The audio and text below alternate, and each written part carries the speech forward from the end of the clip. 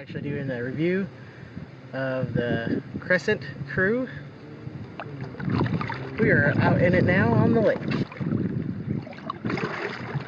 So my first impressions of this kayak is that it's a very nice paddling kayak.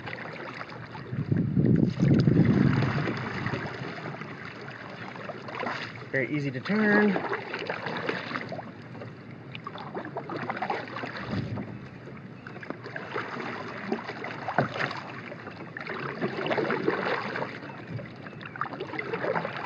It's very easy to get up and go.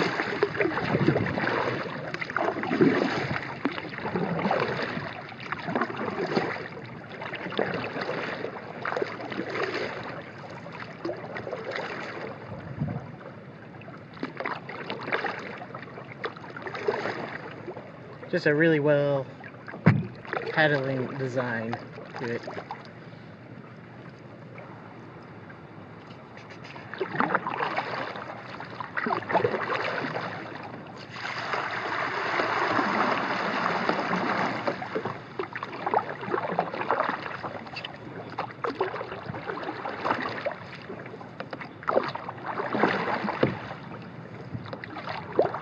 I'm back in this little cove. And I can turn around, no problem. I was able to get out on the Tandem with my wife, and it's very quick with a Tandem setup. We were able to cover a lot of water really quickly, so this is a really nice paddling kayak. So let's go over what makes this kind of a good paddling kayak. As you can see on the front here, it's a little bulbous shaped. That bulbous shape in the nose, that actually makes you glide through the water a little better. It allows you to turn a little better, and it allows you to ride up on the waves instead of cutting through them. And moving on to the hull of the kayak, there's really three different features of this kayak that give it its stability and its tracking. The center part here, that's going to give you your tracking, and that's also where the scuppers are on this kayak. Now the second point in here, this is kind of your primary stability. This is primarily what engages in the water and gives you your initial stability. Now your third point here, that's your secondary stability, and that's going to give you your ability to keep from completely tipping over.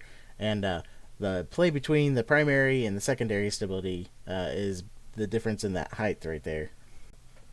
So here I'm kind of demonstrating the secondary and primary stability play.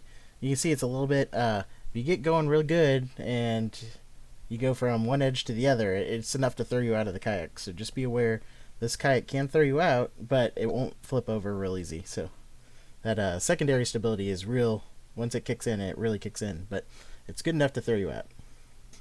And there's one last feature on the hull. And this is the back end.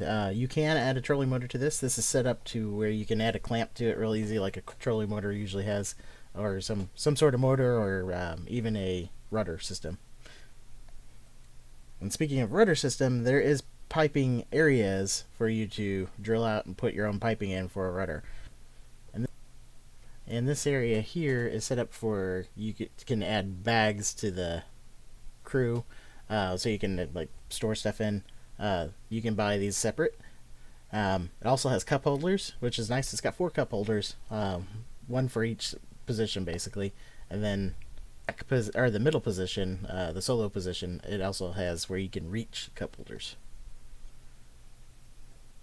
As far as accessories go, there's grooves, so you can add your own tracks. It doesn't come with the tracks, but you can add them, and the tracks are really kind of necessary. I like having them for at least a paddle grip, and I have my camera mounts on them and also my fishing rod holders. Now the kayak has a couple seat positions that I showed you.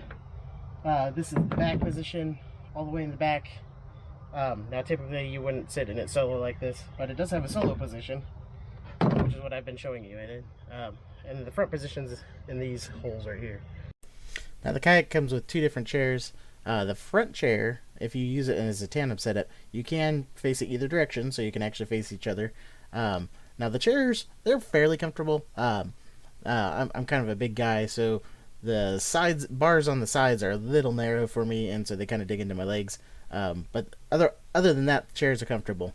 They also have lots of straps on them, so you can do a lot of adjustments. Now, adjustments, you can tighten the basically tighten the mesh on the chair to get it different feels.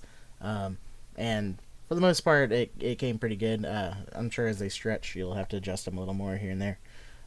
Now, to get the seats where they don't fall out, they strap in, and this is one of my complaints about this kayak is those straps are obnoxious. That for one, I wish they would clip in and out of the kayak itself, because just having them loose around there, it's kind of annoying. The other thing is make a clip on those things. You have to thread them through, and it's kind of obnoxious. But that's one of my bigger complaints, and it's a pretty minor complaint. Alright, so let's talk a little bit about the overall performance of this kayak. Overall, I'm really happy with it. It's a 13.5 foot kayak, which is a little big, but it paddles really well, really well. And the seats are comfortable, need to be up a little bit higher, but you can buy seat risers for that. Another thing is, if you're going to get it and go fishing in it, you're going to have to install rails. So I am actually going to have another video on the rails I used. They're a little bit cheaper, but a little more difficult to install, so a little trade-off there, but way cheaper actually. Now, I'm not new to kayaking, so I have kind of a lot of experience with other different kayaks, and this is kind of where I rank it in different areas based on performance with those other kayaks. And it's a pretty good overall kayak. Very happy with it. It's definitely a good tandem kayak, I would think. I haven't seen too many other tandem kayaks I was even interested in. I like the big open deck. That's great. Just wish I could get rid of those seat straps.